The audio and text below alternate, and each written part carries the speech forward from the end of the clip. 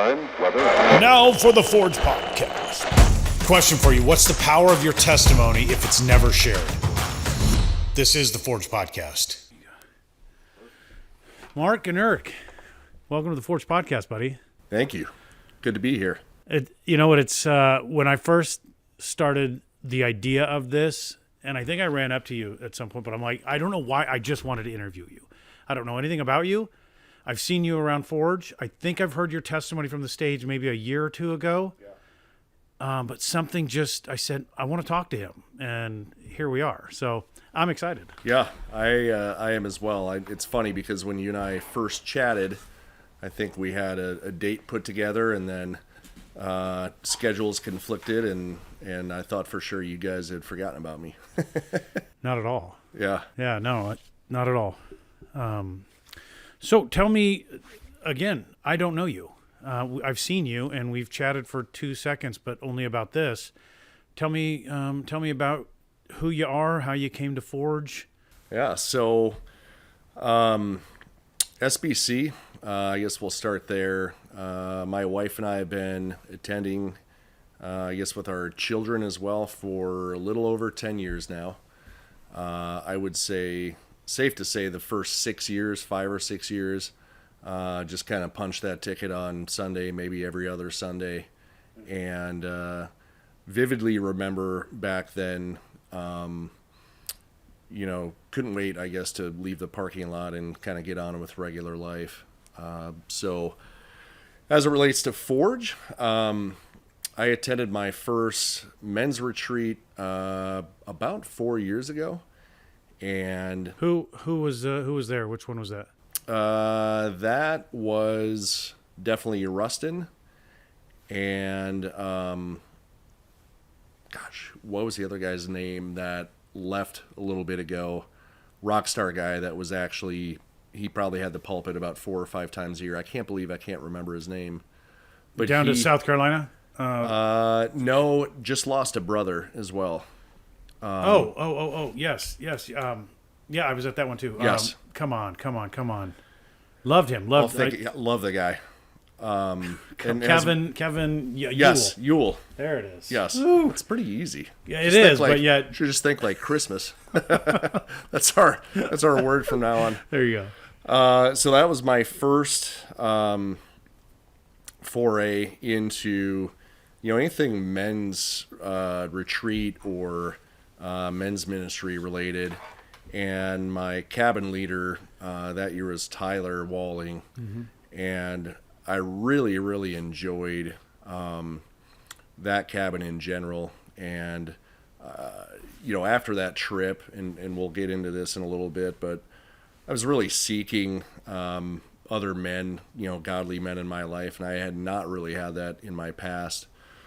So right after that, Tyler essentially said, hey, you're welcome at Forge. So that puts me at Forge probably 3.5 years, something to that effect. I think the first year or so, I was really off and on because of coaching duties with my son, as my son's baseball coach. So, Forge is 3.5 years now. Yeah. And I think I really, in the last 2 years, after I kind of phased out of baseball, I've really been almost every Tuesday, and it's one of those things in my life that I really look forward to. And we all, we drag from time to time, like, oh my gosh, I can't believe it's Tuesday again. We spend some pretty long days here on Sundays. Right. We'll get into that as well. But sometimes Tuesday comes pretty quick. Yeah. So go back to the retreat. What got you up to the retreat after 6 years of kind of punching the church time clock? Yeah, we're getting into this, aren't we? Yeah. So May of 2021. Because that's a big decision. Yes. I remember my first one. It was just 2 years before that one, I think. But insert all anxieties, all nervousness, all fears, all like every sin that you've hidden. You're like, I'm not going up there to address. I'm going to avoid. It's a big decision to commit to go up there. Yeah. I think in all honesty, the first retreat was I would say 50% conviction of like, hey, I need to be there. I need to find some other godly men in my life. And 50% CYA for my wife. Like, hey, what are you going to do to be a better man and a man of Christ at home and be a leader in that way? So, like I said, 50-50. And then I like being there, even that first night, you go up there and you check in Friday afternoon, I guess. And that first night I knew, I was like, oh my gosh, this is, and it's like, whatever your cabin is, 14 guys, 16 guys. These are guys in my prior kind of worldly ways and worldly life I would have never hung out with in a million years. But by the end of that first night, I was already, blabberfest and really open to kind of sharing my testimony. I could feel in that room that there were men that needed to hear an honest testimony from someone like me. So I would say, after that first weekend, I knew that was something I wanted to be part of going forward. Yeah. That's awesome. I remember that Friday night, Rustin, he came out of the gate swinging with some of that unconfessed stuff.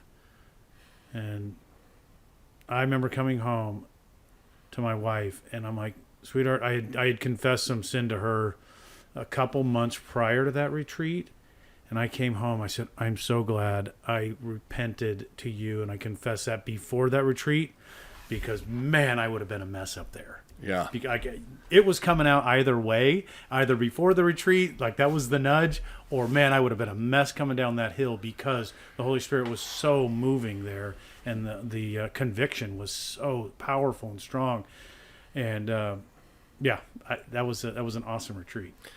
Yeah, and as I'm sitting here thinking about this, another fun detail, I guess, of that retreat. And we'll probably get into this a little bit too, but Rustin's been a big part of my life for at least a few years. And that first retreat, I'm not sure how it happened, but it was definitely a God thing for me. I actually rode up to retreat with Rustin and his dad. So Rustin drove, and we had a wonderful time, grabbed a bite to eat as we came into Williams. Got to know his dad a little bit better. And then at the end of that retreat, at the end of that Sunday, my wife and kids actually came up to Williams to pick me up. So the way that retreat began and the way it ended was so sweet. Such a sweet thing for me. Yeah, that's awesome. Are you going this year? Yes. So that's the thing too, is this year's a split year, as you know. So I think the spots are fairly limited, and I'm pretty good at jumping on those things pretty quick. And I think I have the dates scoped out, but that's one of those things. Since that first time, I have not missed, and I don't intend to miss. And now I'm actually a cabin leader. Yeah. So I guess I have to show up. Yeah. Yeah. I jumped on it as soon as they announced it. I was like, yep.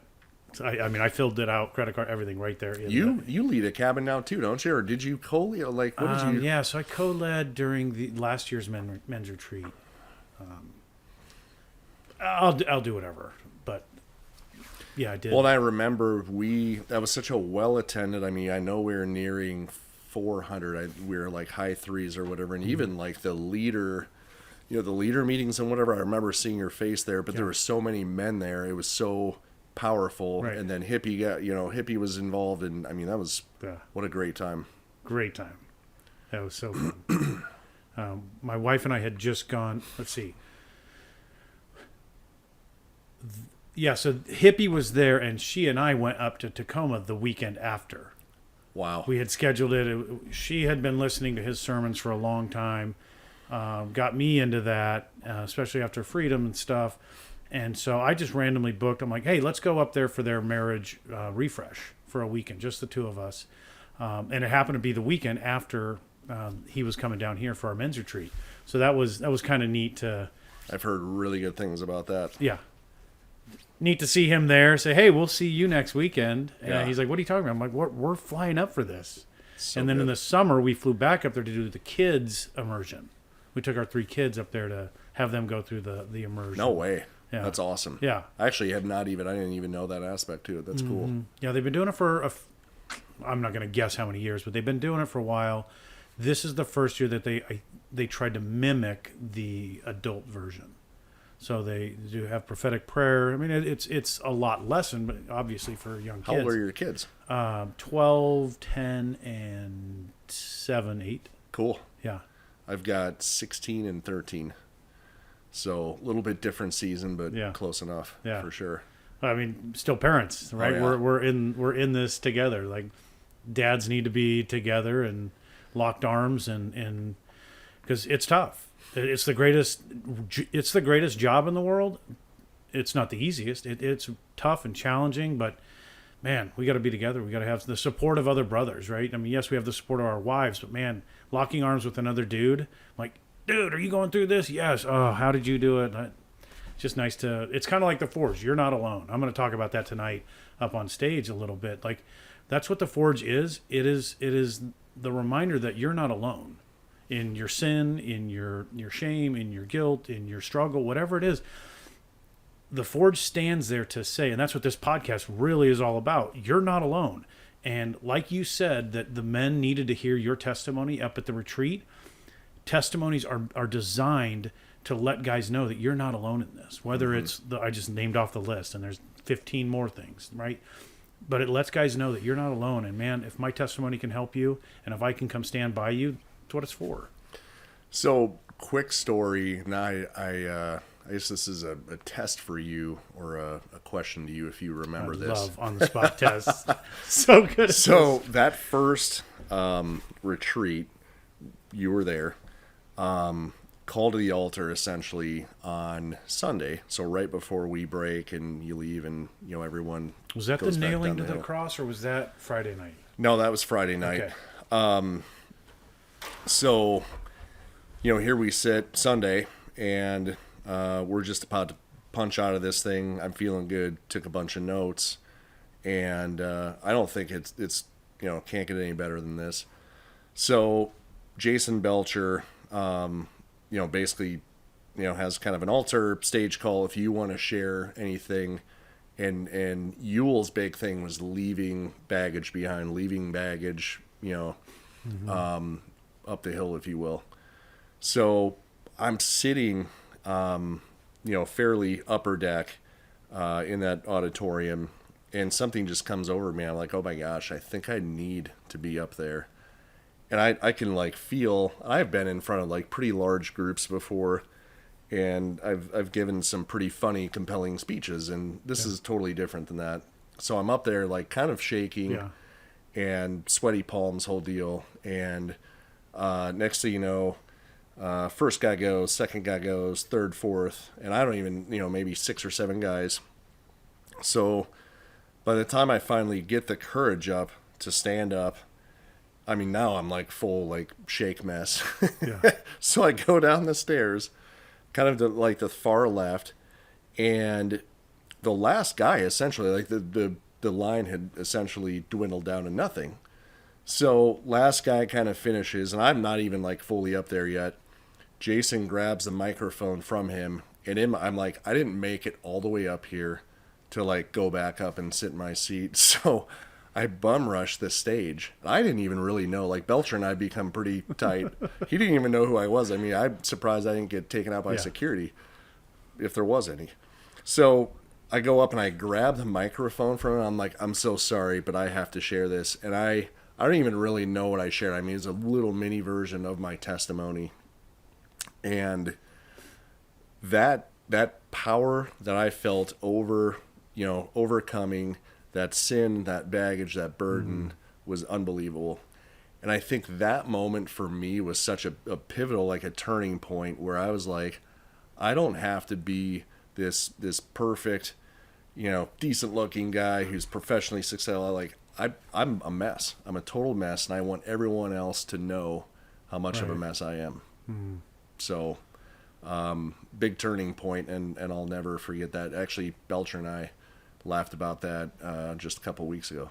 It's fun. He's seeing you come down. It's like, oh, please, no. Yeah. I mean, if it was Rustin, he probably would have like throat punched me or something. Yeah. So what? Let's get into your testimony then. Sure. You said when we were talking last week, you're like, I've got it, because I was telling you, I'm like, hey, here's kind of what I'm thinking. And you're like, I've got it. I'm like, okay. Yeah. So I'll just turn it over to you. So I guess I'll take you back. Simple kind of childhood, I guess. Grew up in the Midwest, so I was born in central Wisconsin to very young parents, which is really kind of the start of my testimony. But my dad was 16, my mom was 17. Good, loving families on both sides. Baptized as a Lutheran infant.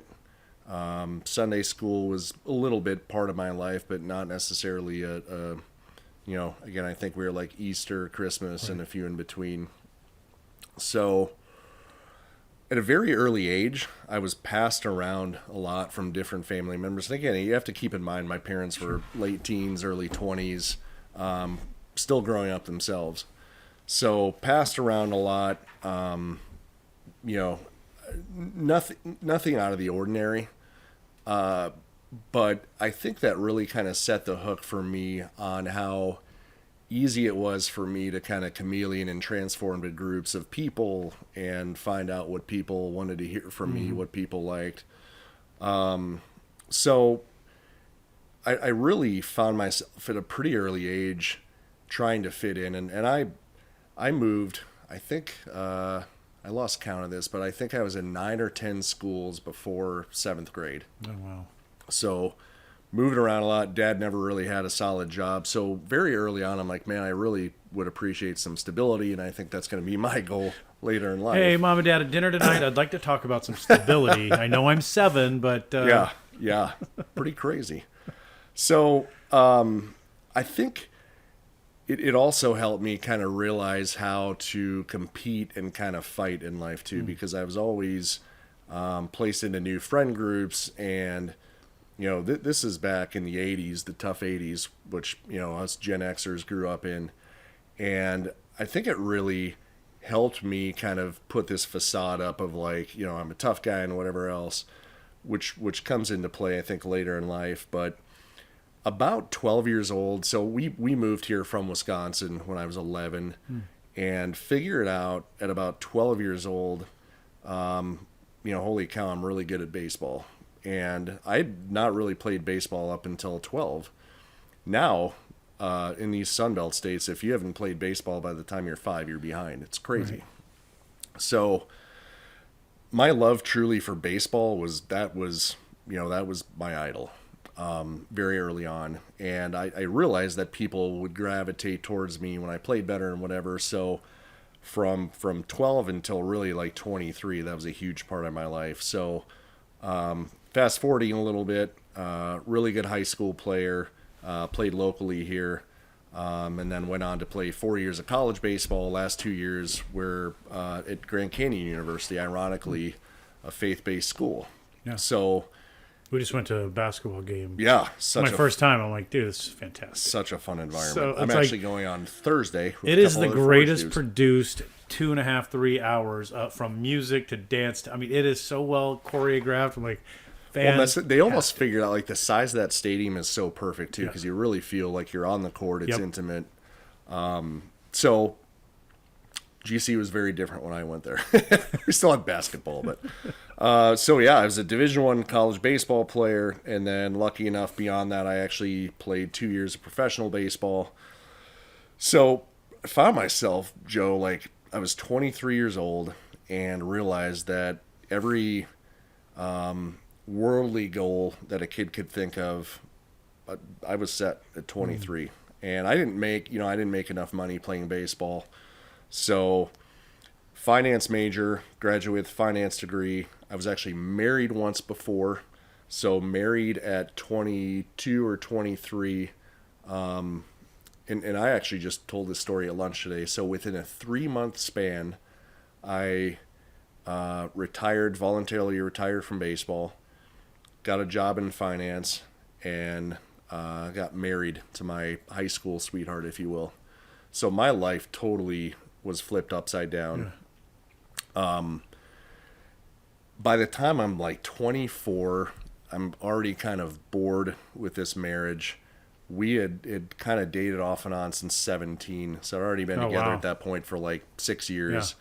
I think there was some resentment on both sides, so I always felt like she kind of took me away from my baseball buddies, and I always felt like I was one of the only guys that, was a prominent player in college, played professional baseball, and I just, I didn't take advantage, if you will, in a worldly sense of any of that.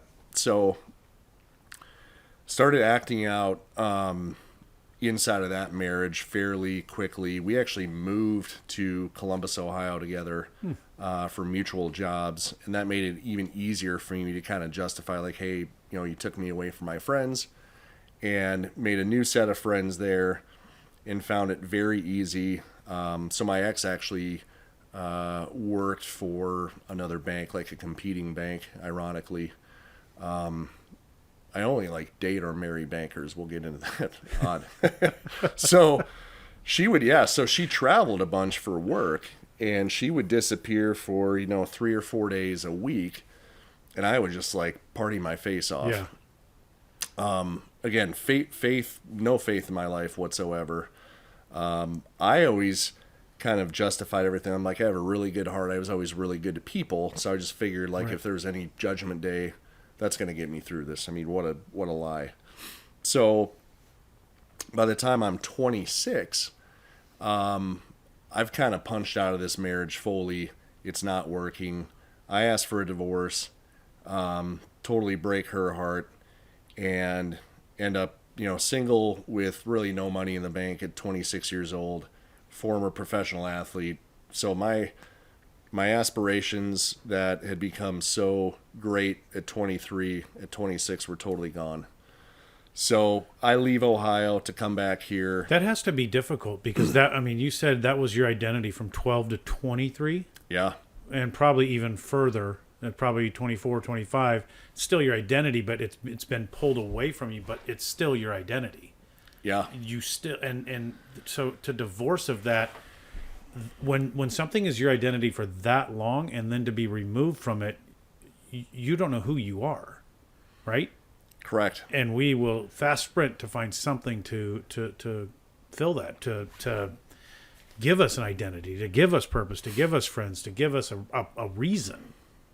Yeah. I mean, that's spot on. So I think what I found out was in this manipulative, worldly sense, that actually became more of my identity than it even was when I played. So I was very happy to share, like, hey, I was a former professional athlete or whatever. And in those mid 20s, late 20s, into like even beyond my marriage now, that was like my thing. I would go out with buddies, and we would go to, bar XYZ, and it always came up in conversation, like, hey, this guy played professional. And again, like, I didn't. So are you saying you used to Uncle Rico it? Totally. Hey, you think I throw this steak over that mountain?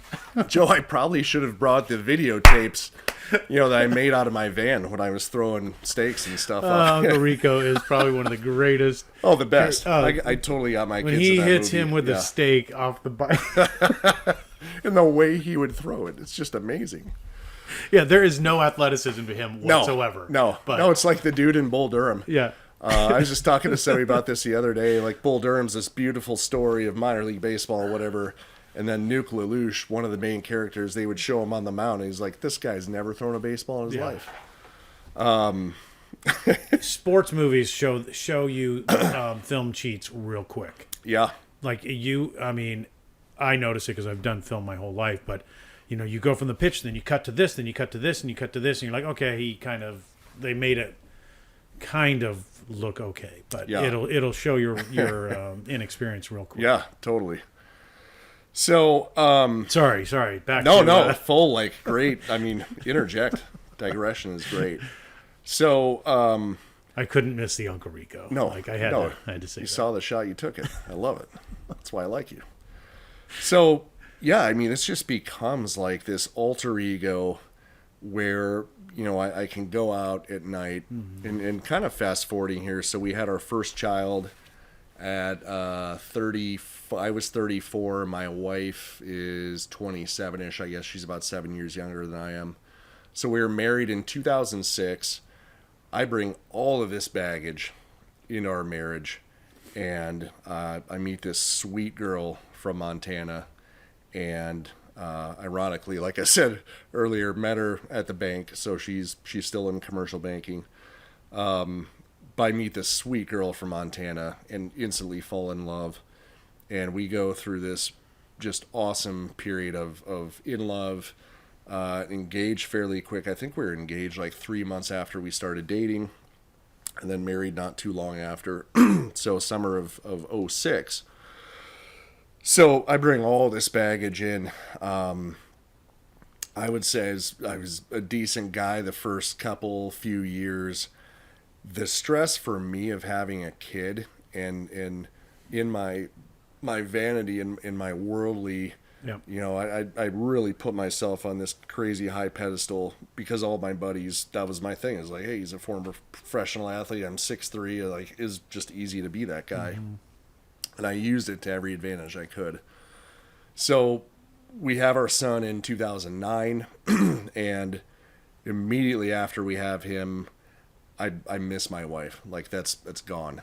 And she was at that point really like What do you mean you miss your wife? she's gone. She's raising our child like she should be.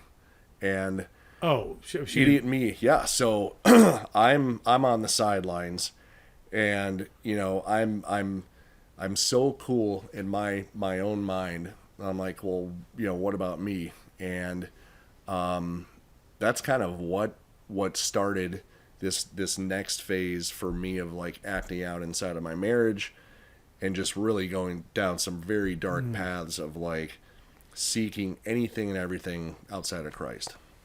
The jealousy that built up, or not jealousy, I guess, but the like, geez, I've lost my wife to this child, and I'll still admit today, like, wasn't a great infant father, like not a great. I mean, I'd like change all the diapers and all that stuff, and in my mind, in my mind, I was like, well, I'm showing up, I'm changing the diapers.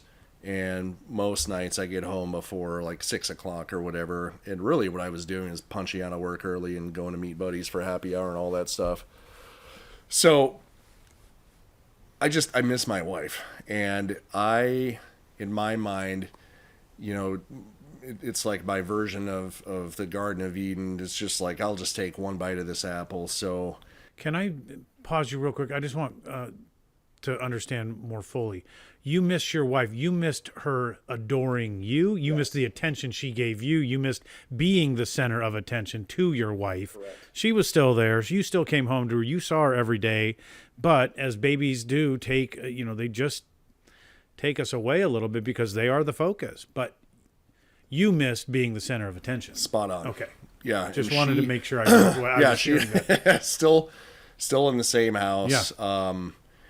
And I think I alluded to this, just a sweet, motherly woman from small town Montana. She was built to be a, number one mom. So, I have this juxtaposition between being married to someone like that and then, in between the lines at work and after for happy hour, like then I'm like this totally different guy. So part of my testimony is really kind of explaining this in a clinical way. I was like essentially putting this mask on, and I would put this mask on and go out to bars in Arcadia and Old Town, whatever, hang out with all these guys. A lot of them were like single dudes or guys without an infant son at home. Right. So I'd put this mask on. And then I'd come home and take it off, and I'd, in my mind, I'm like, oh, I'm father of the year because I'm pulling all this off. I would go out and just get messed up and drink a bunch, and like it was just a vicious cycle. And this went on, this spin cycle for, plus or minus 10 or 12 years. So like I was saying, the Garden of Eden, that for me was like, take one little bite of this apple, it tasted so good, and that apple was attention of other women. Yeah. So I found it easier and easier to go out with buddies, and this almost like took place of I'm a really competitive person by nature, and I think the ability for me to like go out with a bunch of dudes who I probably shouldn't have been out with and be like, oh, that girl wants to pay attention to me, was exhilarating. Right. And I mean, for all the right and wrong reasons at the time. So this thing went on for years, and the lack of trust that my wife started to have, rightfully so for me, became palpable. So during this time, we have our sweet baby girl, Lauren. So Lauren's 13 now. Will's 16. Lauren's 13. So Lauren's born in 2011. And now it's like, now I have a 2.5-year-old son and an infant daughter. I'm like, like you did before, take two. I was like, here we go. Yeah. So it just ramps up even further. So I'm asked to join this networking kind of fraternal organization. It's a bunch of guys, and I become, the guy in that. I mean, it's 70 guys are in this group, and within 2 or 3 years, I find myself at the top of this social heap. I'm just the coolest dude ever. Absolutely no home life whatsoever. No God in our lives, period. I mean, that for sure was Easter, Christmas, and that was about it. My wife had very strong faith, but it was almost like it was my job to like pull her away from that, ironically. So that one thing leads to another, and all of a sudden, I mean, I'm just constantly like acting out our marriage. What do you mean your job to pull her away from it? You didn't. I'm gonna say what I think it is, and you tell me right, sure. wrong, or give me your definition or explanation. You didn't want her getting too close to God because it might expose who you really are. Correct. Yeah. Correct. It's like, okay, you don't go too deep. I did not want that getting in the way of our good time. Right. And the group of friends, hundreds of friends that I associated myself with, that template for me looked like your wife is just kind of along for the ride. Even on like, we would go out as couples for dinner or whatever. These guys would send their wives home in an Uber, at like 10 o'clock or whatever. And then from 10 to who knows when was like our time as guys. And in my mind, I'm like, man, it's kind of cool. Like, let's roll with this. So, like I said, one thing led to another, and I'm just like acting out like crazy inside of our marriage. And I would have these just rager weeks where I would leave work at 2 o'clock, go out to happy hour, come home at 8, and just pretend like nothing happened. And the erosion within my marriage, the erosion of trust was, again, it was insurmountable. Yeah. And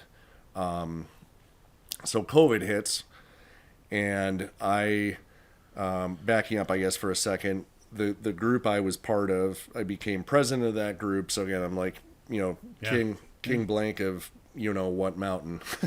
And not allowed to say that on the podcast.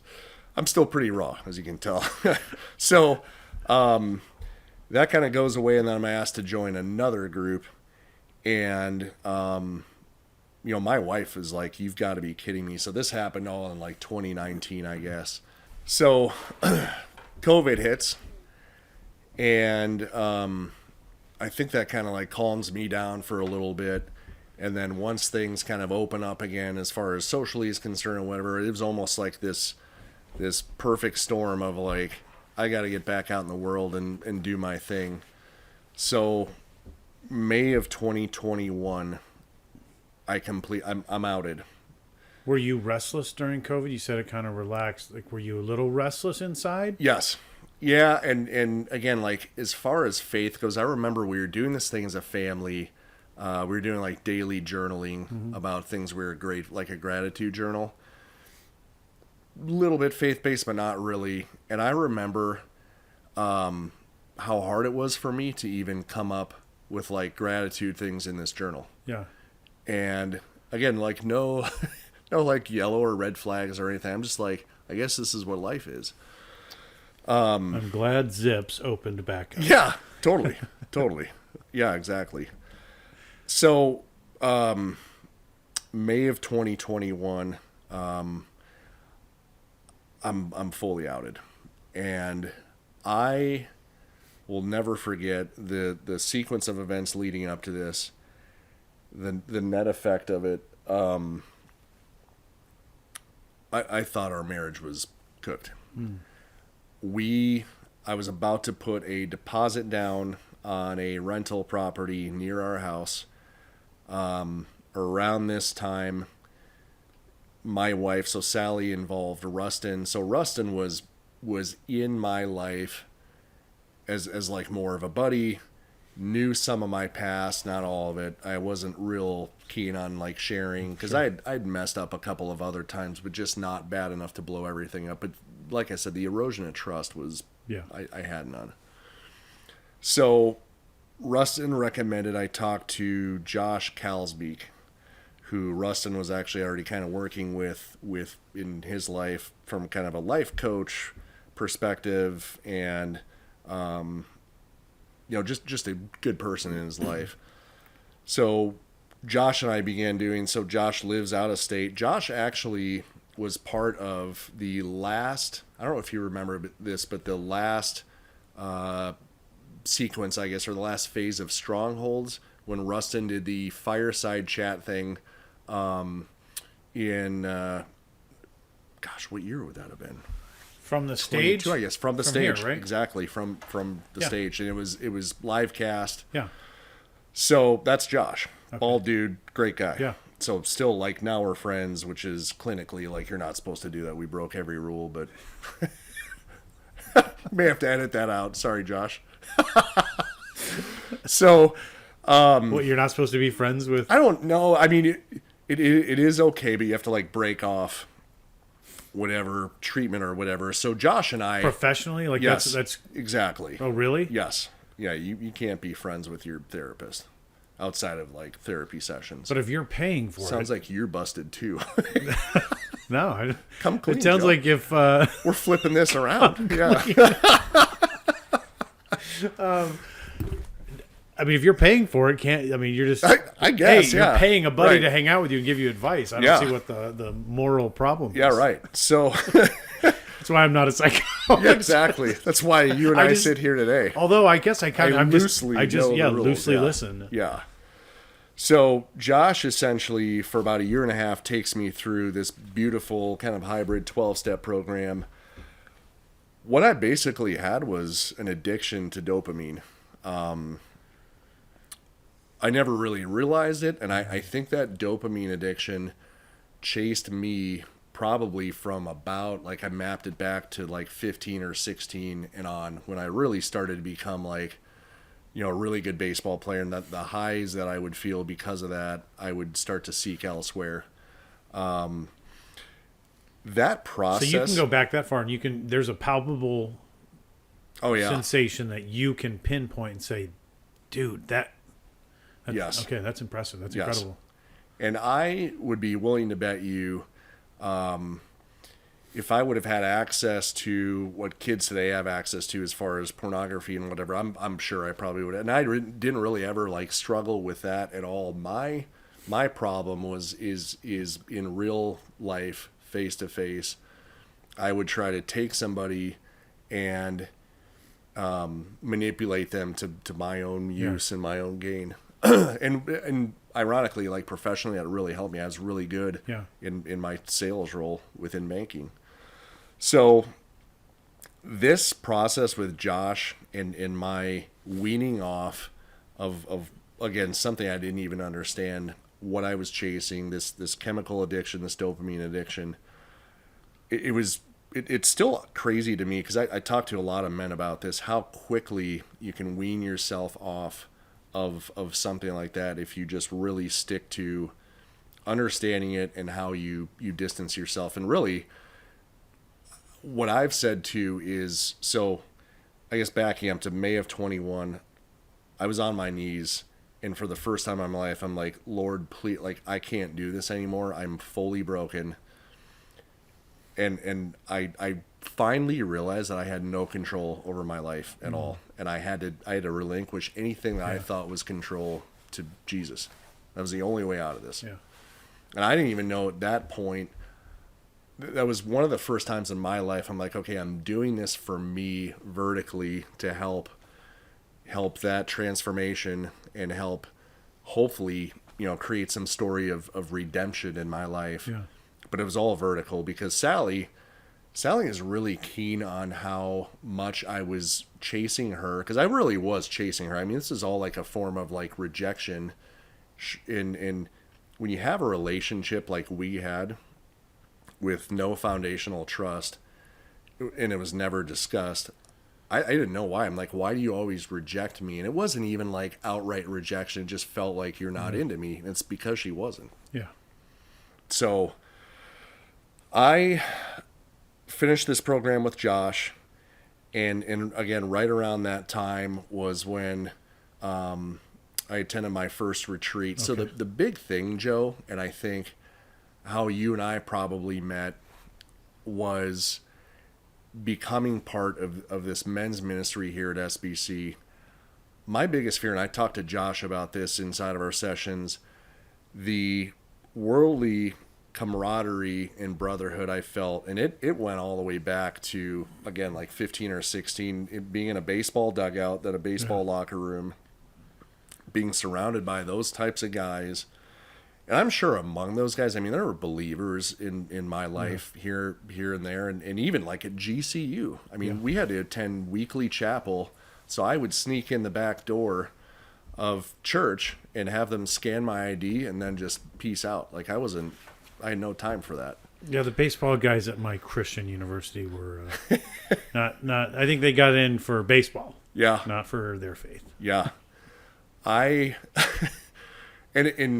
ironically, back then, I think that team and the teams I was associated with were way more of that. And this is a little mini plug, and then we'll get back to the story. But I've become way more involved and way more associated with GCU, the baseball program, as we sit here today. Man, what a great place. And it's faith-based. I mean, it really is. Yeah. And they say prayers before game. Like, it's a cool thing. It's cool to see. Cool. So, back to blowing up my marriage. We had no hope. I mean, I had absolutely no hope. Vividly remember having breakfast with Rustin probably the day or two after this happened, and he told me outright, he goes, dude, you have no chance. And he goes, this would be an outright miracle. He knew Sally pretty well, knew my wife pretty well. There was no chance we were getting back together. So I'm faced with like the reality of I'm not going to be able to be with my wife as a father, as a husband. Like, that's it. Yeah. And who knows what the future holds. So transformationally speaking, I dive into Forge. I dive into really trying to give more here at SBC. Ironically, I'm asked to be in Timothy leadership. This is now about 2 years ago, I guess. Yeah. You want to talk about, so 2 years ago, I'm only 2 years into this restoration process. Yeah. I didn't belong there at all.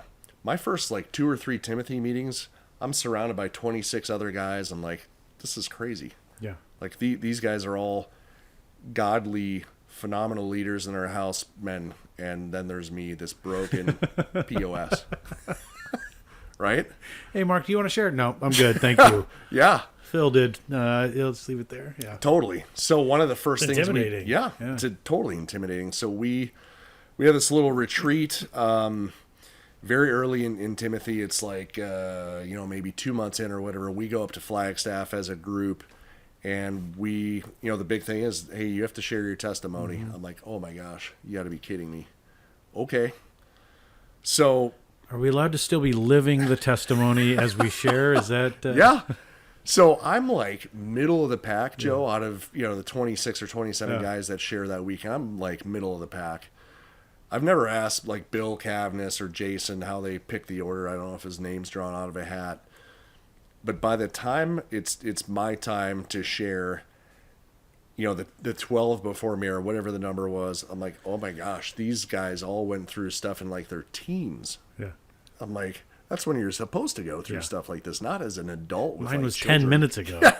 Right. So I think same thing kind of goes up there. I share, and I've got like 3 or 4 guys crying. We're in this small room, and it really struck a chord with everyone. And I don't even know. I still have notes of like what I shared up there. I don't know if it was great, but it was from the heart. And I realized pretty quickly that, oh my God, like this is part of who I'm going to be. And if I'm able to share this story with other men, I think what I realized is how many other men in my life had gone through the same thing I had. And again, like at different stages of life or whatever. But I left Flagstaff on that Timothy retreat a totally changed man. Yeah. And like I said, the power that I felt leaving there, I feel like it hasn't left me since. And not long after, I get a text from Jason from Belcher. Hey, would you mind sharing a version of that in front of the men at Forge? And that was different. I mean, that was, Was your, because if I remember correctly, it was your testimony that you said I've been. It was like they were.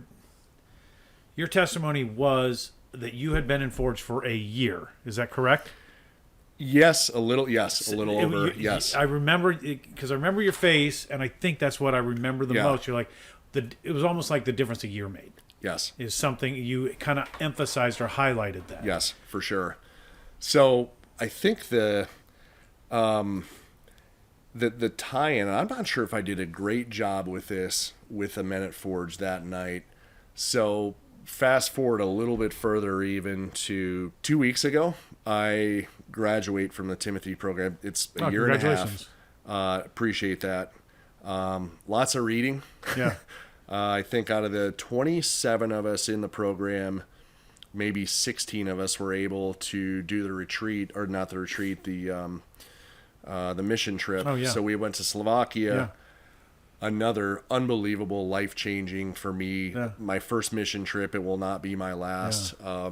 Pretty sure I'll be headed back to Slovakia either this summer or next. I want to take my son. But holy cow, the work of Christ in my life. He's so good. It's a miracle. Yeah. I mean, it really is. And what I'm being asked now to do inside of this church, like it's a full-on miracle. And I have goosebumps. Like I can barely get this out. So I was asked again in that Timothy leadership graduation. So Pastor Jamie's there with his wife. There's elders there. The other 26 guys are there with their wives. So Cavness, Bill sends me a text about 2 days earlier. Hey, I want you to speak at this thing. So it's just me. It's like, oh, all right. And I didn't even give it a second thought. Like, that's something a year ago or so. Like, when Jason asked me to do that in front of Forge, I was like, hey, let me sleep on it with conviction. I said, let's do this. It hit me as we arrived for dinner. So with my wife, I already gave her kind of a copy of what I was going to cover. But it hit me as I'm like nibbling on my steak. I'm like, oh my gosh, there are wives here, and I've really never shared this whole version of anything about my past in front of any other women. Yeah, especially like Timothy, wives. I was like, how's this gonna go? So I get up there and share my deal.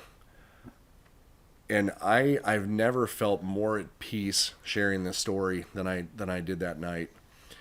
And in my big, I think, connection, which I don't think I did a good job of at Forge, and I'm glad we have a chance to talk about this tonight.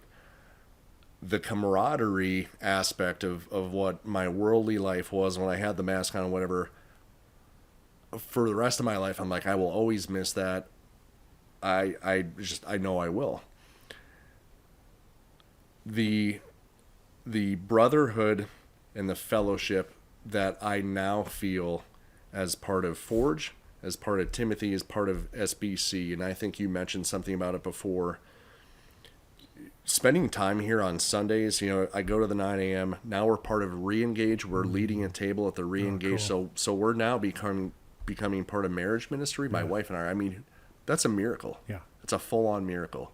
4 years ago, we were done. Now we're leading a table at Re-Engage.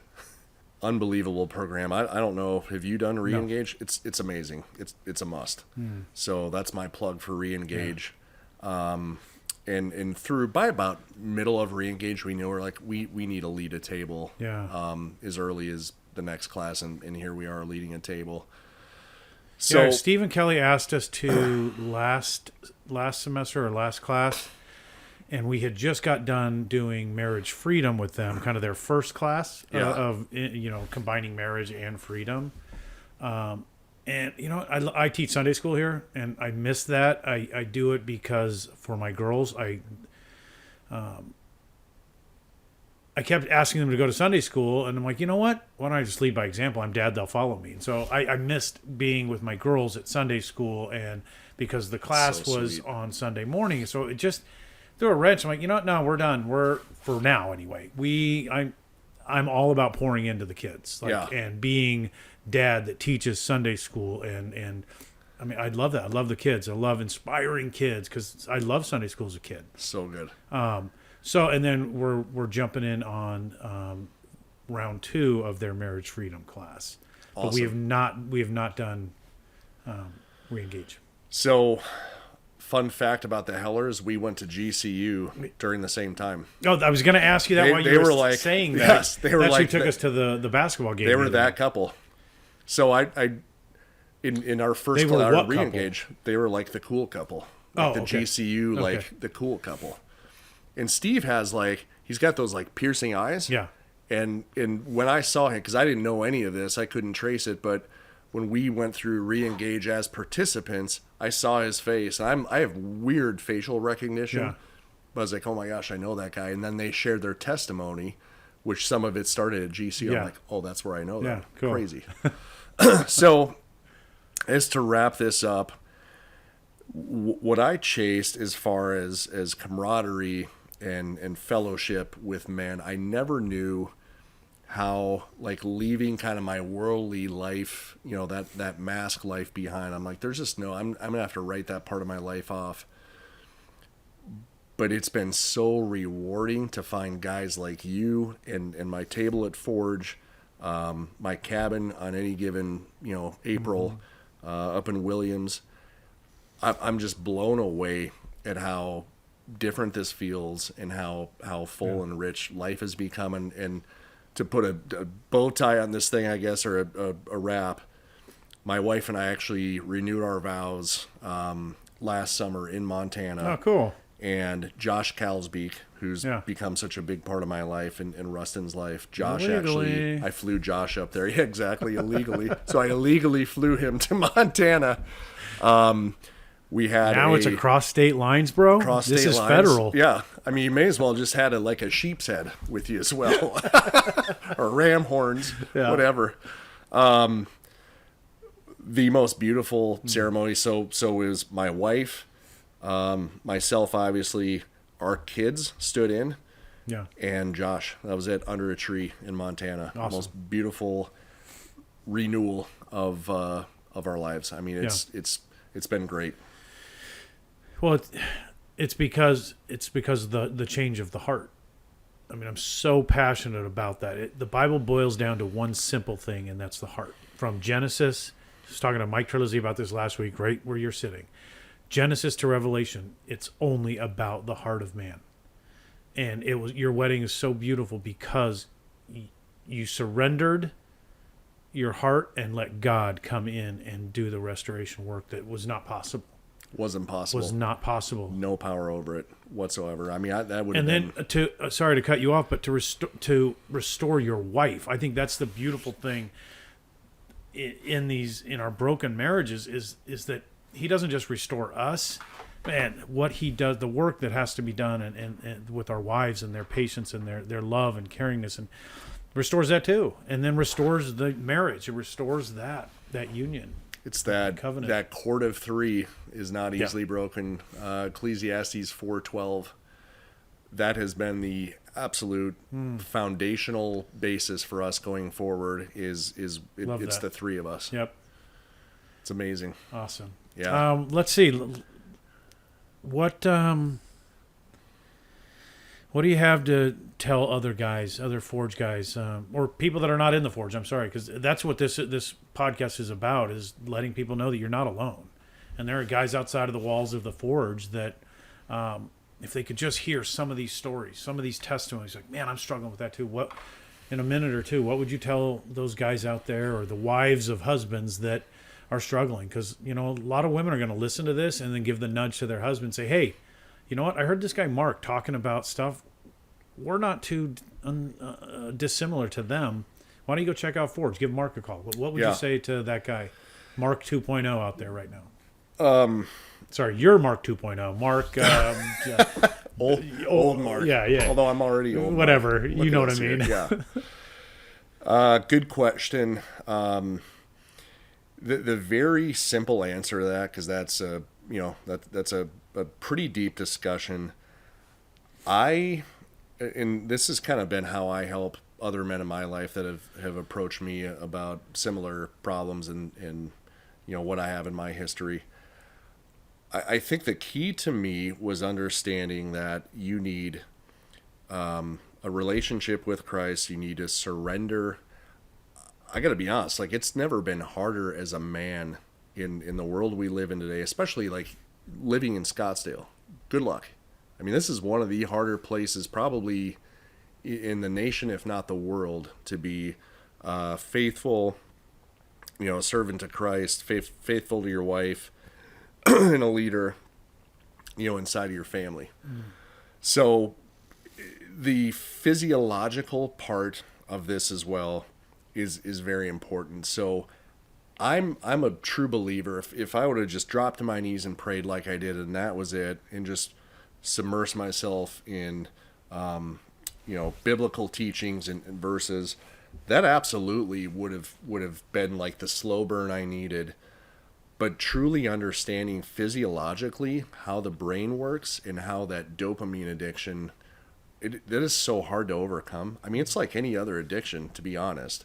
So, I mean, there's like a couple of books I would recommend that kind of deal with, and it's like, well, what's your vice? Are you do you have sexual addiction? Do you have alcohol addiction? Are you abusing drugs? Or maybe like all of it, right? Mm-hmm. But those all lead back to like chasing that same brain chemical. Yeah. So if you don't have control and an understanding over that, just prayer alone is tough. I mean, that's a tough battle. I know it works for some guys. I truly do, because it changes your heart too, right? I mean, you have to get rid of the hardened heart.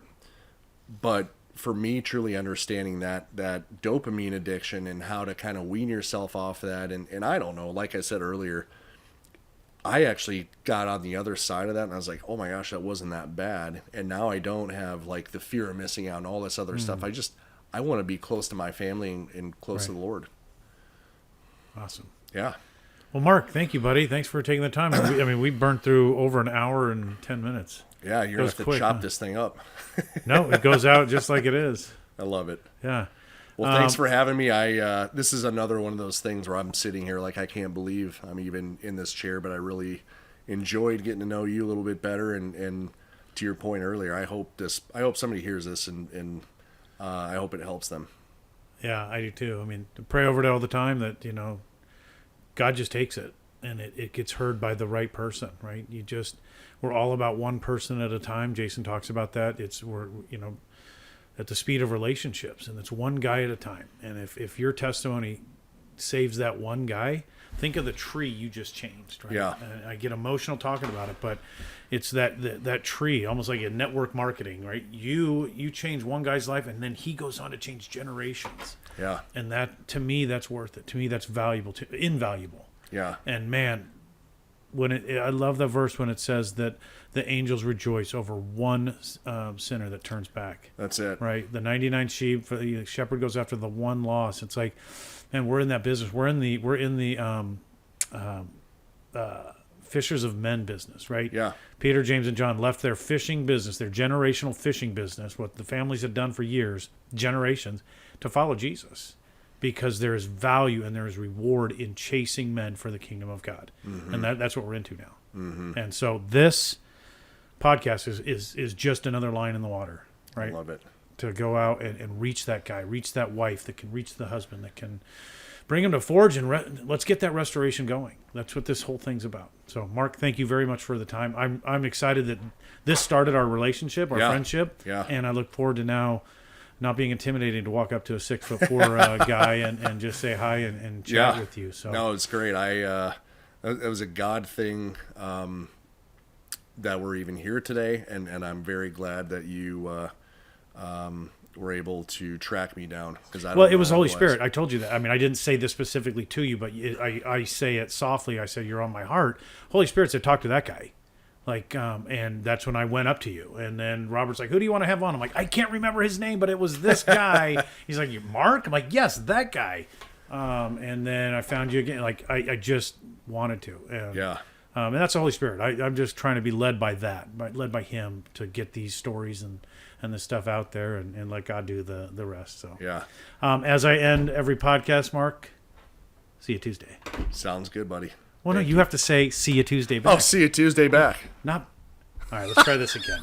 So I'm going to say, Mark, see you Tuesday. And then you're going to come back and say, hey, see you Tuesday. This would have been better to know beforehand. I love this. But this is going to be by the way, me saying say you Tuesday back was a joke. Okay, go. Well, I know, but it doesn't make for great cinema. So, Mark, thank you again, and see you Tuesday. Not if I see you Tuesday first. I think we're done.